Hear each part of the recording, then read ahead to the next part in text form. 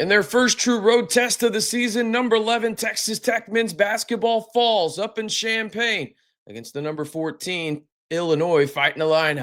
In today's video, we'll discuss how JT Toppin and LeJuan Watts had his first impact game as a Red Raider, but why the major concern is on the defensive end and how a certain player for the Red Raiders can't get back soon enough. Let's discuss.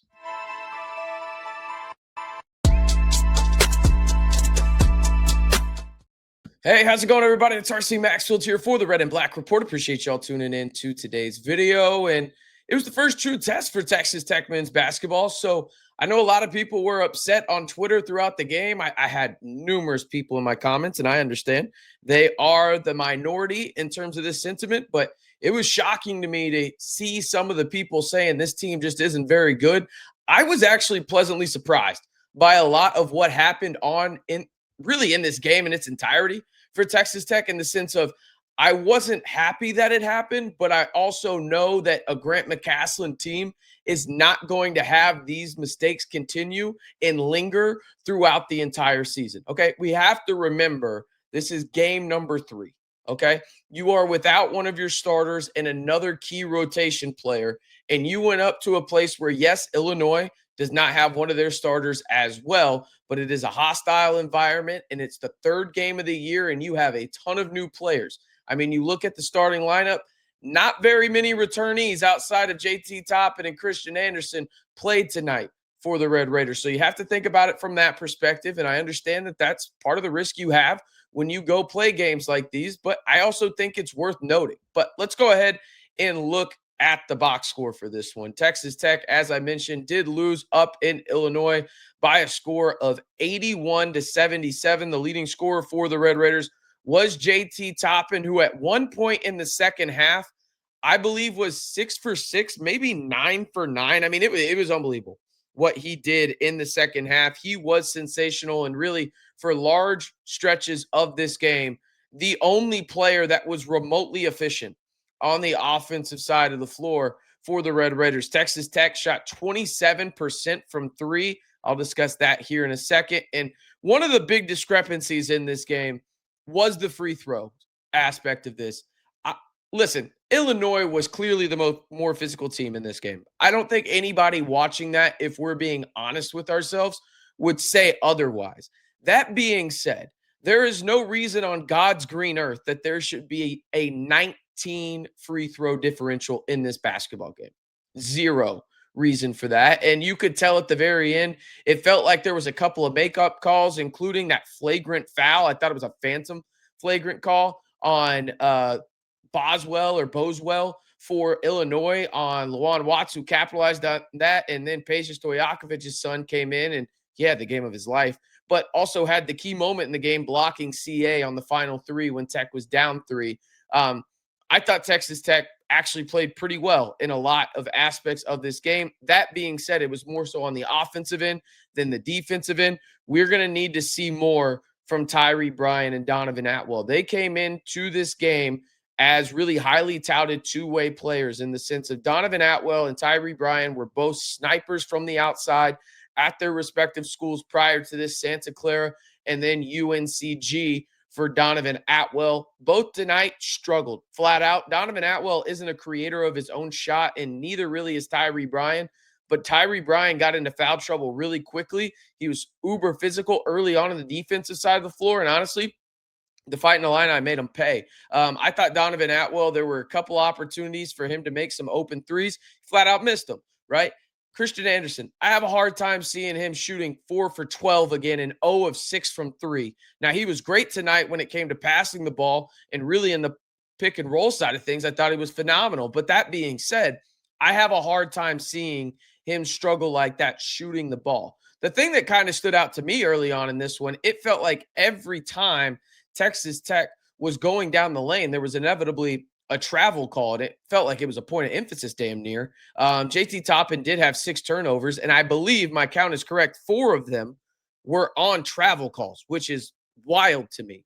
That being said, let's go ahead and get into the nitty-gritty of the Red Raiders here. See it on your screen right there. Only 7 bench points. You're not going to be able to do a ton there. I thought Mario Akuntak played pretty solid in limited minutes, only 6 minutes off the bench. Jalen Petty had that emphatic dunk, and then the 3-point shot as well that he made. I thought they played pretty well. Nolan Groves came in, took a couple shots, missed a couple of open threes. That was the thing that kind of stood out to me overarchingly in terms of what Texas Tech did in this game that was uber uncharacteristic of Grant McCasland teams. First and foremost, turnovers. You had 13 of them, but the way that you had them was uber uncharacteristic in the sense of you had a lot of travels. And I think a lot of that had to do with, again, I truly believe, I don't know if the refs will say it, it had to be a point of emphasis on some things, or maybe, Coach Underwood noticed something in film and mentioned it to the refs early on before the game started. Hey, JT Toppin, when he does this, he travels, right? You need to look out for it. Maybe that's what happened. I don't know, because some of them were just simply not travel calls, or, they don't get called normally in games. I digress. Okay. But Texas Tech is not going to miss. I believe they had 7 open threes in this game, what I would categorize as 7 open threes. Okay. They're not going to miss all of them like they did in this game. They're not going to. Okay. You even just make half of them, which I think is more than fair to assume you win the game. Okay.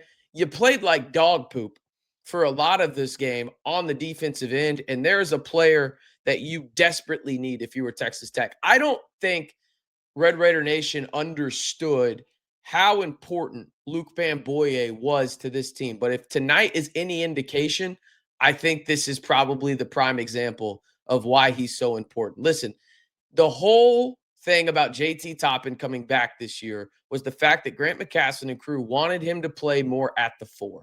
And if JT Toppin plays at the 4 tonight, I think this game is a totally different story. That being said, I'm not trying to take away from Illinois winning the football game, or basketball game, excuse me. I'm not trying to make this an SEC football game, what if type scenario. I'm not. Illinois was the better team tonight.